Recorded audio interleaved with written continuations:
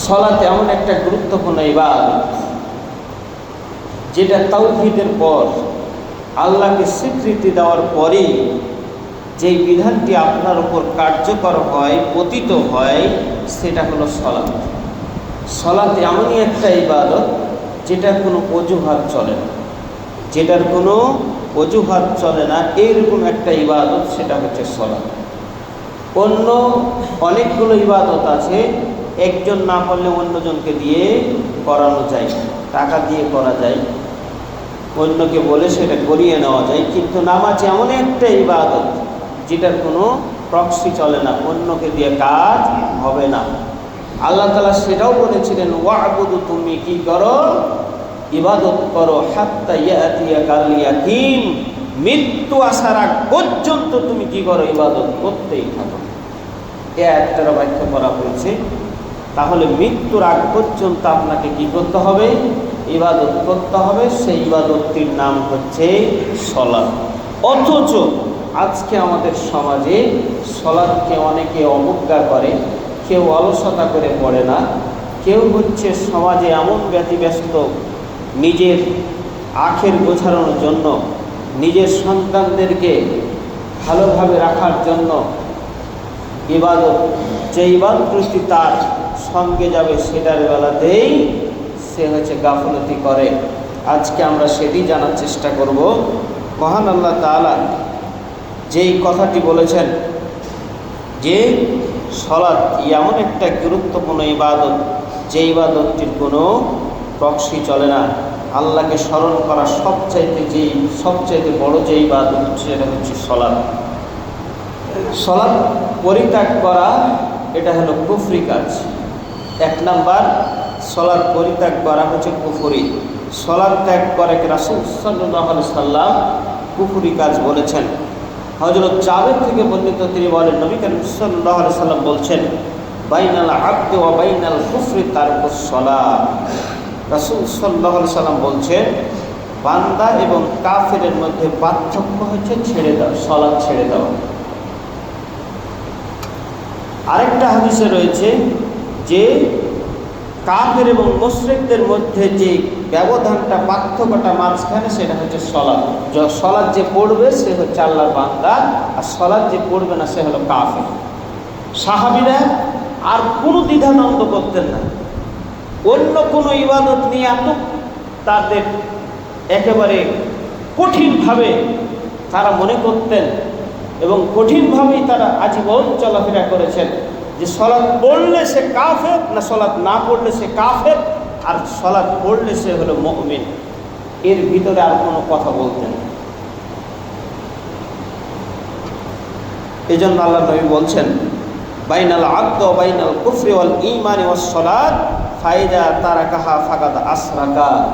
আরেকটি হাদিসে নবী বলছেন, রাসূল সাল্লাল্লাহু আলাইহি সাল্লাম বলছেন, কাফের এবং ঈমানের মধ্যে পার্থক্য হচ্ছে সালাত।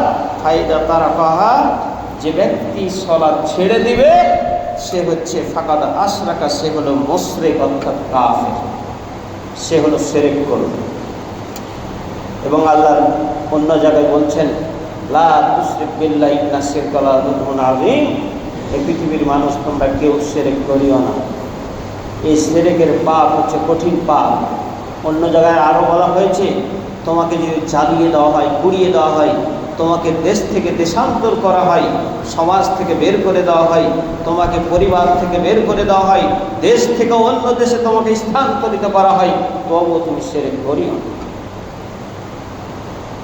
আল্লাহ নবী এটা বলছেন যে যে ব্যক্তি কি করবে? সালাত পড়বে না, সে হলো মুশরিক, শিরককারী। ফাকাদ আশরাকা, সে হলো শিরক করবে। এবং কোনো ব্যক্তি যদি সামান্যতম শিরক নিয়ে সেই আল্লাহর দরবারে উপস্থিত হয়, আল্লাহ তাকে জান্নাত দিবেন। তাহলে প্রথম নাম্বার যেটা পেলাম সেটা হচ্ছে যে ব্যক্তি সালাত পরিত্যাগ করে সে হলো কুফরি করল। আরও অনেক কথা রয়েছে সম্পর্কে। দ্বিতীয় নম্বর যে কাজটি, সেটা হচ্ছে সালাত ত্যাগ করা হচ্ছে হত্যাযোগ্য অপরাধ। সে যদি সালাত আদায় না করে তাহলে দেশের সরকারের উচিত তাকে হত্যা করা। আপনি ফের আবার চেয়ে হত্যা করিয়েন।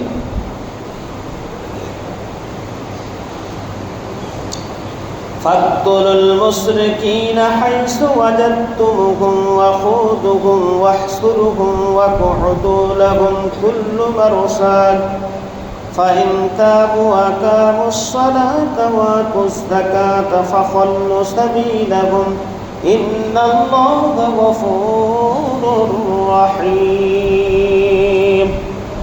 আল্লাহ তাআলা বলছেন ফাকতুলুল মুশরিকিনা, তোমরা মুশরিকদেরকে যেখানেই পাও, হাইসু ওয়াজাদতুমুহুম, যেখানে পাও তাদেরকে হত্যা করো।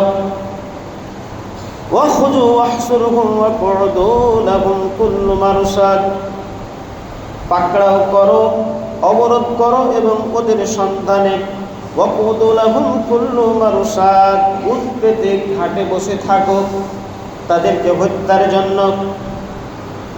ফাইন তাবু, যদি তারা তওবা করে ফিরে আসতে আল্লাহর কথা মেনে নেয়,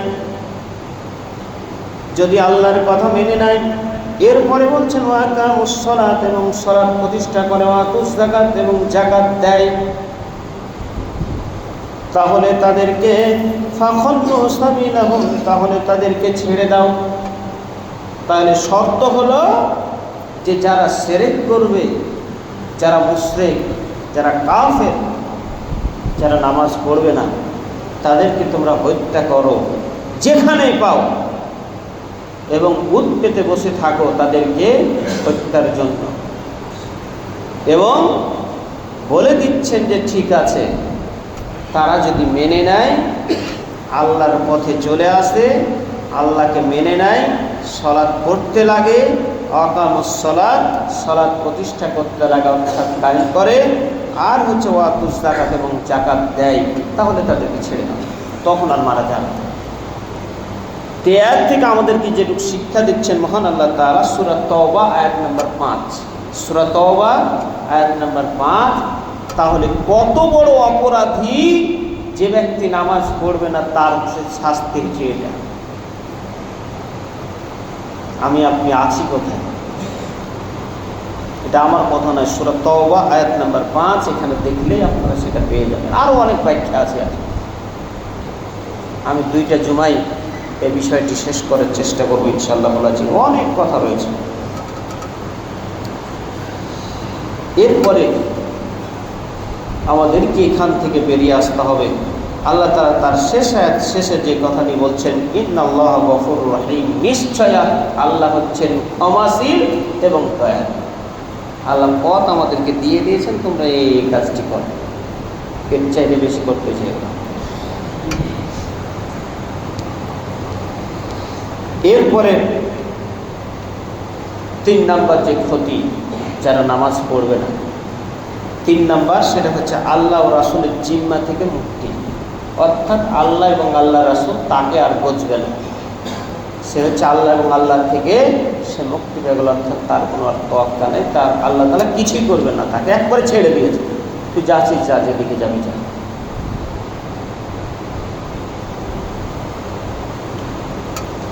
লা তুশরিক বিল্লাহি শাইআন ওয়া ইন উজ্জিবাত ওয়া হুররিত তাওয়াতি ওয়ালিদাইকা ওয়া ইন আখাদাকা মিন মালিকা ওয়া মিন কুল্লি শাইইন হুয়া লাকা ওয়া লা তাতরুকিস সালাতা মুতাআম্মিদান ফাইন্নাহু মান তারাকা সালাতান মুতাআম্মিদান ফাকাদ বারিয়াত মিনহু জিম্মাতুল্লাহ।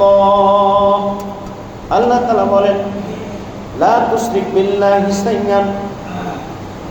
নবী করিম সাল্লাল্লাহু আলাইহি সাল্লাম বলছেন, লা তুশরিক বিল্লাহি শাইআন, তুমি কখনোই আল্লাহর সাথে শিরক করিও না। ওয়া ইন উজ্জিবাত ওয়া হুররিকাত, যদি তোমাকে শাস্তি দেওয়া হয়, ওয়া হুররিকাত, এবং তোমাকে আগুনে পুড়িয়ে দেওয়া হয়, তুমি কখনোই আল্লাহর সাথে শিরক করিও না। ওয়াতি ওয়ালিদাইকা ওয়া ইন আখারাজাকা মিন মালিকা ওয়া মিন কুল্লি শাইইন, এবং আল্লাহ তাআলা তার নবীর মাধ্যমে তিনি জানিয়েছেন যে তুমি তোমার পিতামাতার অবাধ্য হয়ো না, পিতামাতার কথা সব সময় শুনবে, তাদের অমান্য করবে না। যদিও তোমাকে কি করা হয়, সমস্ত সম্পদ থেকে বঞ্চিত করা হয়, তবুও তুমি তোমার পিতার আনুগত্য থেকে এক চুলো লড়বে না। এটা আল্লাহ নবী বলছেন যে তোমাকে কি করা হয়, যদি সমস্ত সম্পদ থেকে তোমাকে বঞ্চিত করা হয়, তবুও তুমি তোমার পিতার আনুগত্য থেকে এক চুলো পিছন দিকে যাবে না। অর্থাৎ সে যদি সমস্ত সম্পদ নাও দেয়, তবুও তার আনুগত্য করতে হবে, অর্থাৎ তাকে মানে ভালোবাসতে হবে। এরপরে বলছেন ওয়ামিন কুল্লি শাইইন ওয়ালাকা ওয়ালা তাতরুকিস সালাত মুতাআম্মিদান, এবং যদি তোমাকে তোমার ধন সম্পদ থেকে বঞ্চিত করতে হয় আর স্বেচ্ছায় যদি সালাত ত্যাগ করে, তুমি কখনোই স্বেচ্ছায় ইচ্ছাকৃতভাবে সালাত ত্যাগ করিও না।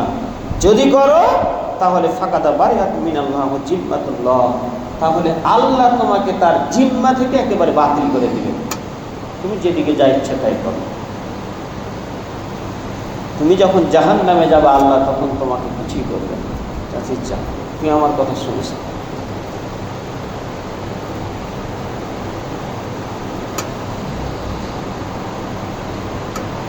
এরপরে আল্লাহ নবী আরো বলছেন লা তাতরুকিস সালাত মুতাআম্মিদান ফাইন্নাহু মান তারাকাতিস সালাত মুতাআম্মিদান ফাকাদ বারিয়াতুল্লাহু মিনহু জিম্মাতুল্লাহ ওয়া রাসূলিহি, আল্লাহ এবং আল্লাহ রাসূলের জিম্মা থেকে তুমি হচ্ছে বাদ। চতুর্থ নাম্বার হচ্ছে সালাত ত্যাগকারী ইসলামের কোনো অংশ নেই। ইসলামে সে হচ্ছে কোনো কিছু হতে পারবে না। যারা বেনামাজি হবে তাদের সম্পদ থেকে বঞ্চিত হবে, পিতার অংশ পাবে না। ছেলে যদি সালাত ত্যাগ করে, সালাত না মানে, সালাত যদি না পড়ে, পিতার মানে হচ্ছে সালাত আদায় করে কিন্তু সন্তান করে না, পিতার সম্পত্তি থেকে সে কিছুই পাবে না। এটা হচ্ছে আল্লাহ তাআলার বিধান, আল্লাহ নবী বলে দিয়েছেন। এবং শুধু তাই নয়, আরো কঠিনভাবে এই পৃথিবীতে তার অনেক শাস্তি আছে। সে বিবাহের কোনো ওলি হতে পারবে না, মানে সাক্ষী হতে পারবে না সে। ওই যদি সাক্ষীও হয় তাও বিয়েটা সঠিক হবে না, এটা ইসলামিক মত। আপনারা আছেন কোথায়?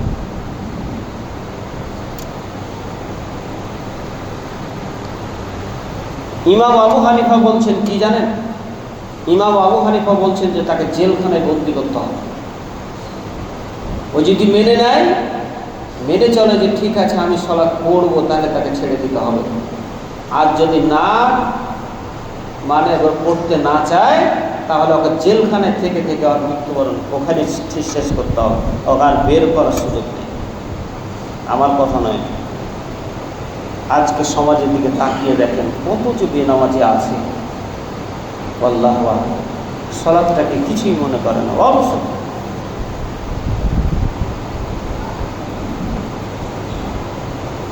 অলসতা করে যারা সালাত পড়ে না, আমরা সেই সূরাটাও জানি, সূরা মাউন। এখানে বলছেন ফাওয়াইলুল লিল মুসাল্লিন, ওই সমস্ত নামাজীদের জন্য ওয়াইল নামক জাহান্নাম। এরপরে এতে বলছেন আল্লাযীনা হুম আন সালাতিহিম সাহুন, যারা নামাজের ব্যাপারে উদাসীন, যারা নামাজের ব্যাপারে কোনো মনোযোগ থাকে না। জোহরের সালাত আসরে, আসরের সালাত মাগরিব, পড়ে নামাজ কিন্তু অলসতা, কোনো কাজ পড়লো ছেড়ে দিল। কেউ বাড়িতে মেহমান এসেছে, মেহমানকে রেখে কিভাবে আমি নামাজ পড়তে যাই, পরে একবার পড়ে নিব, তাই না? এগুলো হচ্ছে অলসতা। এদের জন্য যদি ওয়াইল নামক জাহান্নাম হয়, যারা পড়ে না তাদের কি হবে? সূরা মুদ্দাসসির আল্লাহ তাআলা বলছেন মা সালাকাকুম ফি সাকার ক্বালু লাম নাকু মিনাল মুসাল্লিন। জাহান্নামীরা, জান্নাতীরা জাহান্নামীদেরকে জিজ্ঞাসা করবে যে ভাই একসাথে থাকতাম, একসাথে চলতাম, একই সাথে লেখাপড়া করেছি, একই সাথে উঠেছি বসেছি, ব্যবসা বাণিজ্য চলাফেরা উঠা বসা থেকে শুরু করে যত যা আছে একসাথে থাকতাম, তোমরা কেন আজকে জাহান্নামে আসলে? ওখানে 4টা কথা বলা হয়েছে। তার ভিতরে একটা প্রথম নাম্বার যেটা, সেটা হচ্ছে ক্বালু লাম নাকু মিনাল মুসাল্লিন, আমরা নামাজ পড়তাম।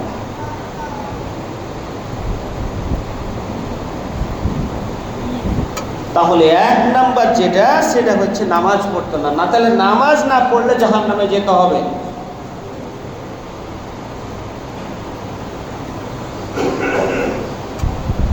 তাহলে আজকের সমাজ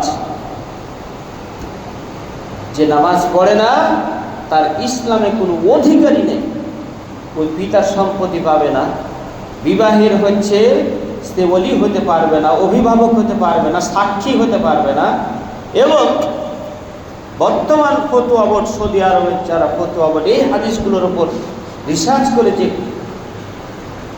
তথ্যটা দিয়েছেন, সর্বশেষ যে তথ্যটা, সেটা হচ্ছে স্বামী নামাজ পড়ে স্ত্রী পড়ে না, অথবা স্ত্রী পড়ে স্বামী পড়ে না, বিবাহ হচ্ছে বাতিল, তালাক হয়ে যাবে। অটো তালাক, এক কথায় অটো পাস, যেমন আমরা শুনতে পাচ্ছি বাংলাদেশে, এই অটো পাস নিয়ে যে ঝামেলা চলছে,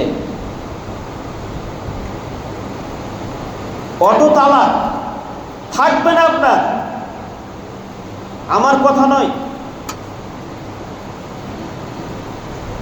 স্বামী পড়ে স্ত্রী পড়ে না, অথবা স্ত্রী পড়ে স্বামী পড়ে না, একেবারে পৃথক হয়ে যাবে, থাকবে না। আমরা যতই জোর করে রাখি, থাকবে না ইসলামিক মত।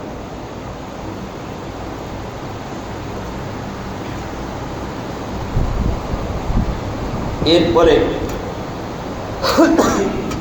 সলাৎ, 5ম নাম্বার, সেটা হচ্ছে সলাৎ ত্যাগ করা মুশরিকদের কাজ।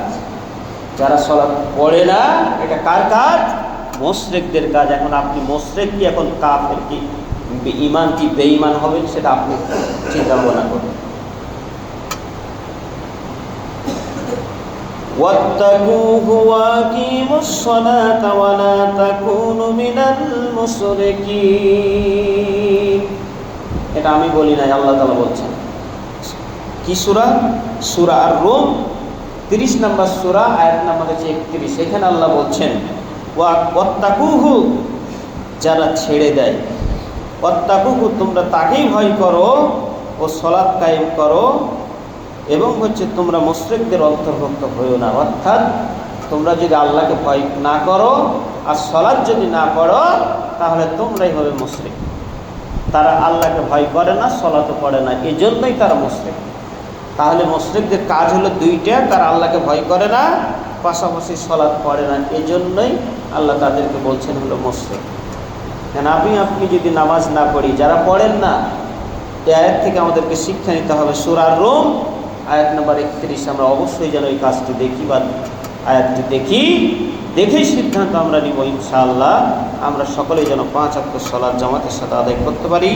আল্লাহ সেই তৌফিক তুমি আমাদেরকে দান করুন। সকলে বলুন আল্লাহুম্মা আমিন। এরপরে 6ষ্ঠ নাম্বার, সেটা হচ্ছে সালাত ত্যাগ করা অজ্ঞদের বৈশিষ্ট্য। যারা অজ্ঞ, জাহেল, মূর্খ, তাদের কাজ হচ্ছে সালাত ত্যাগ করা, অর্থাৎ সালাত না পড়া। আমি আপনি চিন্তা করবো যে কারা মূর্খ, কারা হচ্ছে অজ্ঞ। যতই সে PhD ডিগ্রি অর্জন করুক না কেন, আল্লাহ এই কথা বলে দিয়েছেন যে তুমি হলে মূর্খ। এটা কোথায় পাবেন? সূরা আল-মাইদা 5 নম্বর সূরা, আয়াত নম্বর 58। এখানে সে কথাটি রয়েছে যে যারা নামাজ পড়বে না, তারা হচ্ছে একেবারে মূর্খ, তারা একেবারে অজ্ঞ। এরপরে 7 নম্বর, সালাত ত্যাগ করা যুদ্ধের মুখোমুখি হওয়ার সমতুল্য অপরাধ।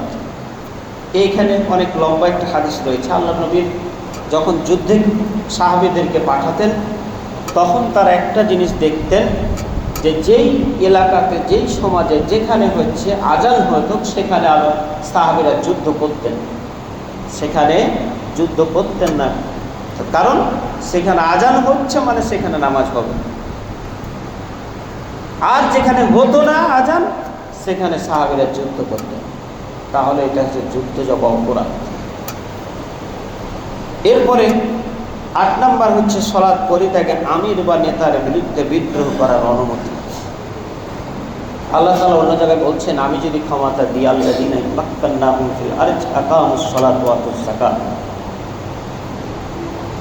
আমি যদি তাদেরকে দায়িত্ব দিই, সর্বপ্রথম কাজ হবে সালাত প্রতিষ্ঠা করা।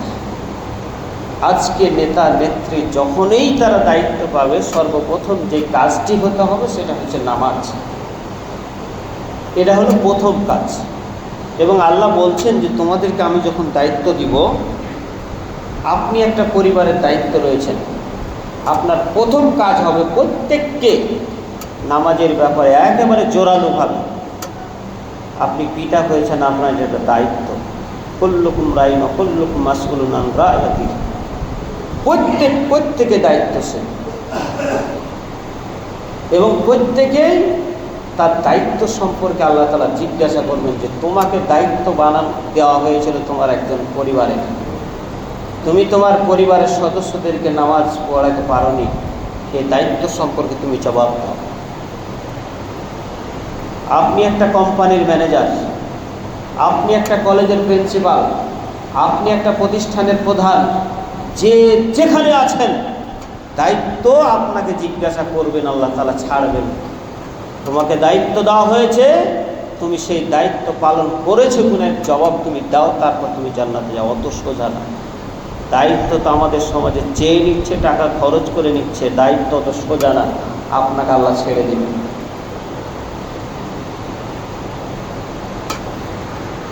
দায়িত্ব নিচ্ছেন, নেন, কিন্তু জবাব দেওয়ার জন্য প্রস্তুত থাকেন যে আপনি আপনার যারা অধীনে রয়েছে তাদেরকে নামাজ পড়াইতে পারেননি, কালকে আমাদের জবাব দেওয়ার জন্য প্রস্তুত থাকেন।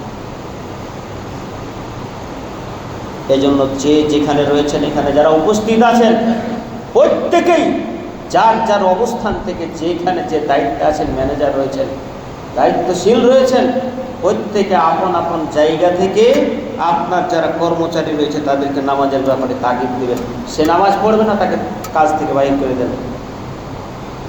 এটা দায়িত্ব আপনার। তাহলে প্রথম যদি দায়িত্ব দিই, তাহলে প্রথম নম্বর কাজ হচ্ছে নামাজ প্রতিষ্ঠা করা। এরপরে আরও 4টা কাজ রয়েছে। নামাজ একটা, জাকাত আর একটা, এরপরে ভালো কাজের আদেশ, অসৎ কাজ থেকে নিষেধ, 4টা কাজ। এরপরে 9 নম্বর হচ্ছে সালাত ত্যাগ করা, অন্যান্য আমল বিনষ্টের কারণ।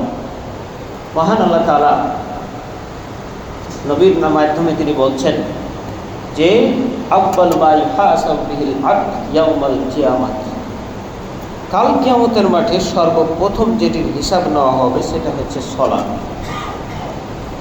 ফাইন সালাহাত সালাহাত লাহু ওয়াইন ফাসাদাত ফাসাদাত কুল্লাহু। অর্থাৎ নবী করিম সাল্লাল্লাহু আলাইহি ওয়াসাল্লাম বলছেন, হে পৃথিবীর মানুষ, তোমরা শুনে রাখো, সর্বপ্রথম নামাজের হিসাব হবে ফাইন সালাহাত সালাহাত লাহু।